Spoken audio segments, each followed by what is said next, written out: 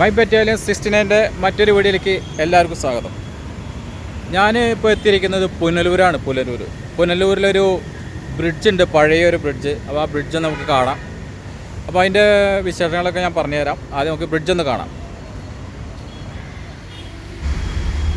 കൊല്ലം ജില്ലയുടെ പ്രധാന നദിയായ കല്ലടയാറിൻ്റെ ഇരു കരകളെയും ബന്ധിപ്പിക്കുന്ന തൂക്കുപാലമാണ് പുനലൂർ തൂക്കുപാലം.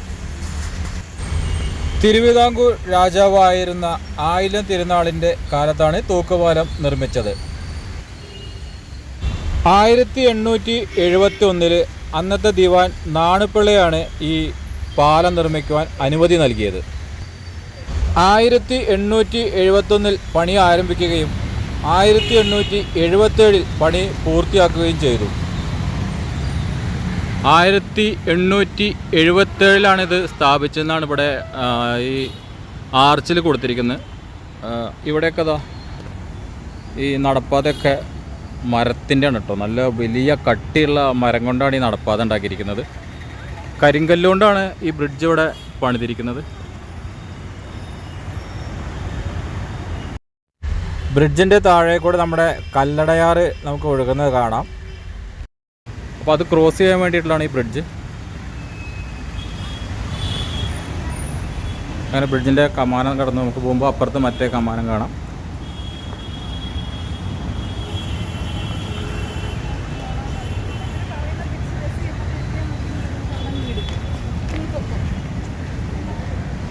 വലിയ ഇരുമ്പിൻ്റെ തൂണില്ല അതിൻ്റെ നടുവിൽ, ഇരുമ്പിൻ്റെ പാത്തിയിലാണിത് സെറ്റ് ചെയ്തിരിക്കുന്നത്. ഇവിടെയൊക്കെ അത് ഇരുമ്പിൻ്റെ കമ്പി, അതേമാതിരി ഇവിടെ കമ്പിയല്ല കൊടുത്തിരിക്കുന്നത്, വലിയ ഇരുമ്പിൻ്റെ പാത്തികളാണ് കൊടുത്തിരിക്കുന്നത്. ഇവിടെ സൈഡിൽ ഇതാ നെട്ടും ബോൾട്ടൊക്കെ ഇട്ടുണ്ടോ, അവിടെ ഉറപ്പിച്ചിട്ടുണ്ട്.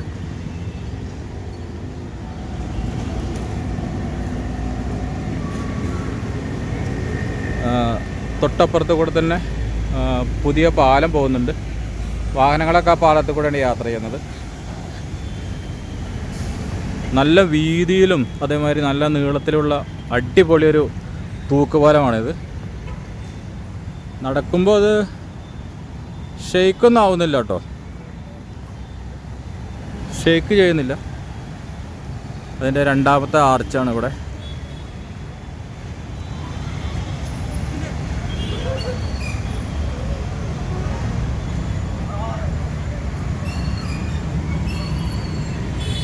നമുക്കിവിടെ പുഴ നമുക്കിവിടെ കാണാം.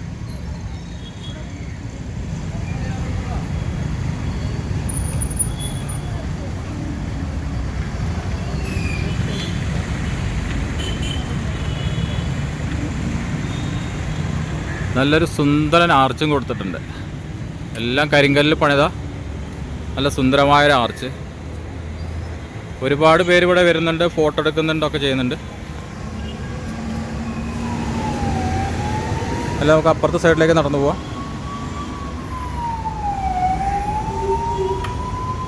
ഈ വരുന്നവരൊക്കെ ഞങ്ങൾ ഒന്നിച്ച് വന്നവരാണ്. എല്ലാവരും അപ്പുറത്ത് പോയി പാലം കണ്ട് തിരിച്ച് മടങ്ങി വരികയാണ്.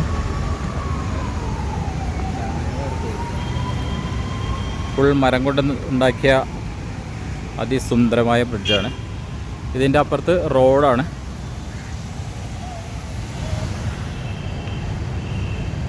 എൻ്റെ പിന്നിൽ നിന്നൊക്കെ കാണാം ബ്രിഡ്ജിൻ്റെ ആ വലിയ കമാനം കാണാം. നല്ല അടിപൊളി ബ്രിഡ്ജാട്ടോ, അടിപൊളി ബ്രിഡ്ജാണ്. നല്ല സൂപ്പറായിട്ടുണ്ട് ബ്രിഡ്ജ്.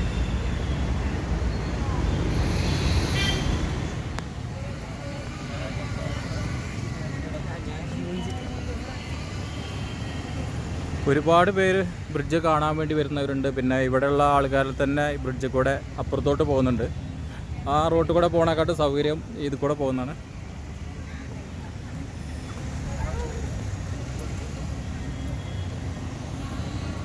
ഇതെല്ലാം നല്ല കട്ടിയുള്ള മരം കൊണ്ടാണ് നിർമ്മിച്ചിരിക്കുന്നത്. അടിപൊളി മരങ്ങളാണ്.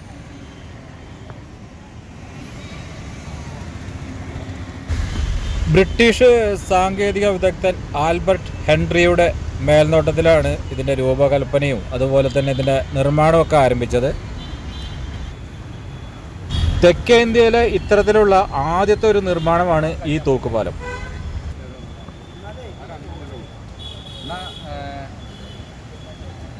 ഞങ്ങൾക്ക് നന്നായാൽ മാത്രം മതി. 1877 ഈ പാലത്തിൻ്റെ നിർമ്മാണം പൂർത്തിയാവുകയും ചെയ്തു. അതിനുശേഷം 3 വർഷത്തിന് ശേഷം 1880 ഇത് ജനങ്ങൾക്ക് വേണ്ടി തുറന്നു കൊടുത്തത്. 20 അടിയോളം വീതിയും 400 അടിയോളം നീളവുമുള്ള തൂക്കുപാലമാണ് ഇത്.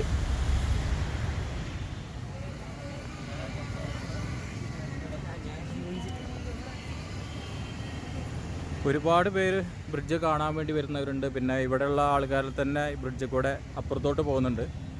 ആ റോഡ് കൂടെ പോകണേക്കാട്ട് സൗകര്യം ഇത് കൂടെ പോകുന്നതാണ്.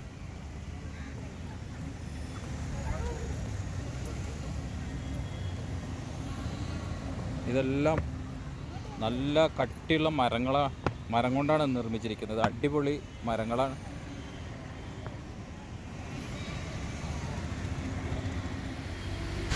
ഈ തൂക്കുപാലം തൂങ്ങിക്കിടക്കുന്ന ഈ ചങ്ങലുണ്ടല്ലോ,